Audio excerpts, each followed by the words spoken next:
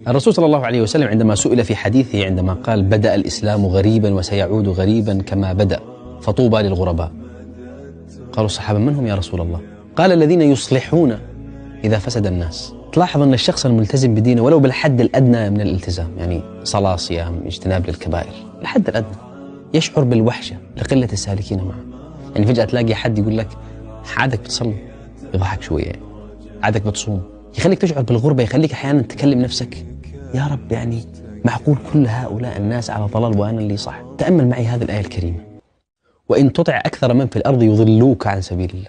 سيدنا عمر بن الخطاب رضي الله عنه يوم كان ماشي في السوق، سمع رجل يقول اللهم اجعلني من عبادك القليل، فاستغرب عمر من أين أتيت بالدعاء؟